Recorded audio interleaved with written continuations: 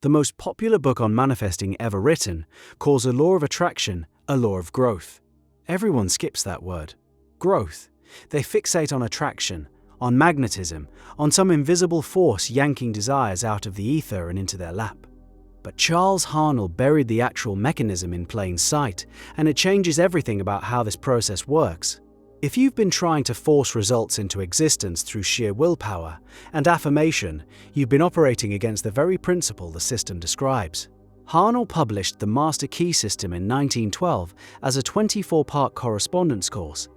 Students received 1 lesson per week. Think about that pacing. 1 lesson per week for 6 months. The structure itself was a statement about how change happens. You wouldn't hand someone a seedling and a heat lamp and say, make it bloom by Thursday. The course was designed to unfold at the speed of organic development. Each week built on the last, the way roots build before stems, the way stems build before flowers. And that metaphor runs through the entire system. Haanel returns to botanical language constantly. Seeds, soil, cultivation.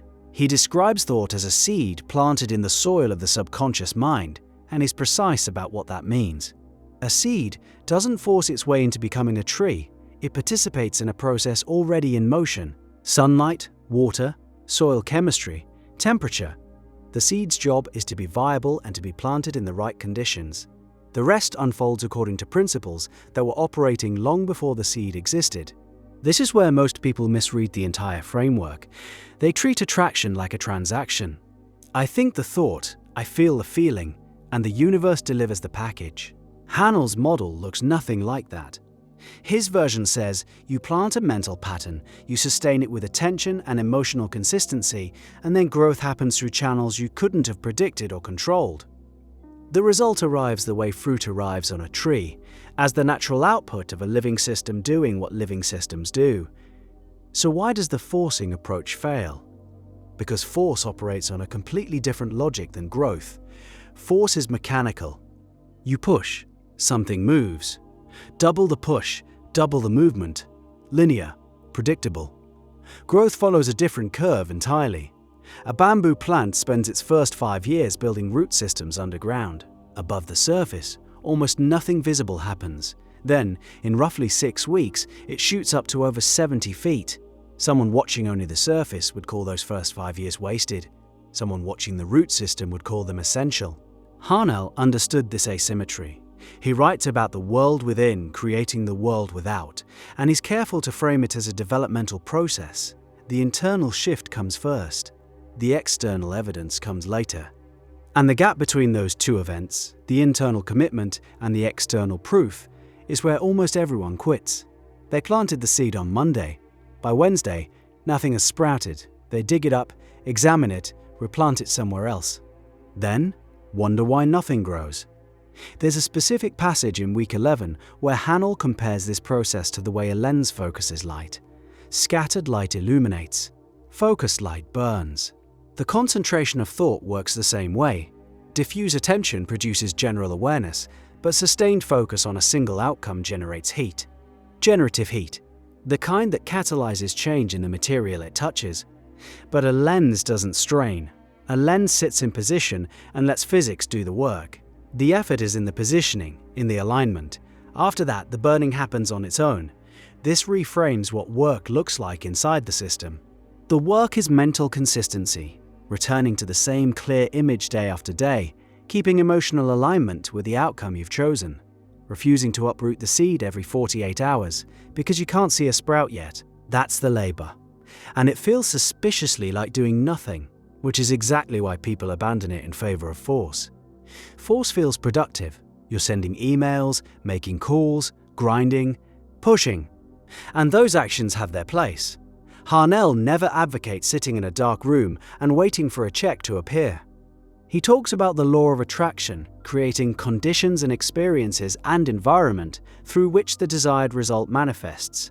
Those conditions often require you to act, but the action emerges from the growth process. You take the call because the call appeared. You walk through the door because the door opened. The sequence matters. Internal alignment first, then inspired action, then result. Reversing that sequence, acting first, hoping the alignment follows, is force masquerading as faith. There's a subtlety here that deserves attention. Haanel describes the subconscious mind as a soil that accepts any seed without judgment. Plant fear, grow fearful conditions. Plant confidence, grow conditions that match confidence. The soil doesn't evaluate, it germinates. This means the system is always running. You're always planting something. The question is whether you're planting deliberately or accidentally. Most people are running a garden of weeds they never consciously chose, then wondering why their life looks like an overgrown lot. Deliberate planting requires a kind of discipline that looks passive from the outside. 15 to 30 minutes of concentrated mental work per day, as Haanel prescribes in the exercises. Sitting still, holding a single image, letting go of resistance. Someone watching you do this would see a person sitting in a chair with their eyes closed. The internal experience is entirely different. It's the mental equivalent of positioning a lens and holding it steady while the light does its work. And the results, when they come, rarely arrive the way you expected. This is one of Haanel's most important points. Growth follows its own intelligence. An acorn doesn't produce a pine tree. It produces an oak. But the specific shape of that oak, which direction its branches reach, how its roots navigate around rocks, where it bends toward available light, those details emerge from the interaction between the seed's nature and the environment's conditions. You choose the seed, you choose the soil. The exact form of the full-grown tree contains surprises. People who force outcomes try to control every branch. They want the result to arrive on a specific date, through a specific channel, looking exactly like the picture they drew. Haanel's framework suggests something different. Hold the essence, release the specifics. Know that you want financial abundance, but let the growth process determine whether that arrives through a promotion, a partnership, an unexpected inheritance, or an idea that strikes at 2 in the morning. Controlling the channel is like telling an oak tree which direction to grow its third branch, on the left side. The tree has its own structural logic, so does manifestation. Week 24, the final lesson, ties this together.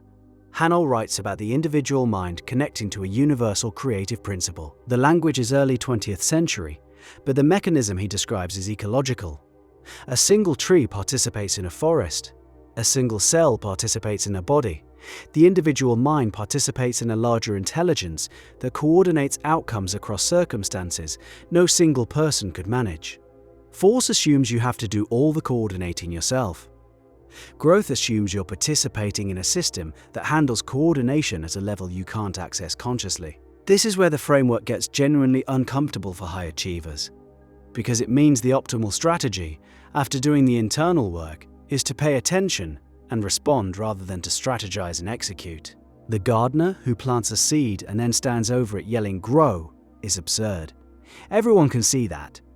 But the person who sets a goal, does the mental work, and then tries to micromanage every external variable into submission, that's the same gardener, just wearing a suit.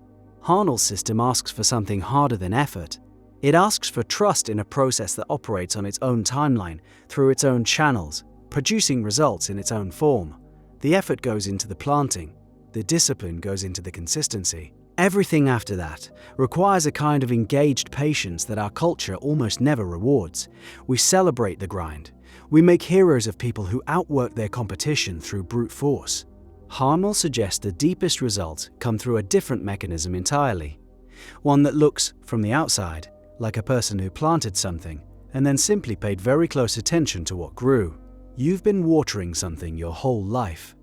Every habitual thought, every repeated emotional state, every mental image you return to when you're alone, those are seeds in soil growing right now, producing exactly what they were designed to produce. The only question worth asking is whether you chose them on purpose.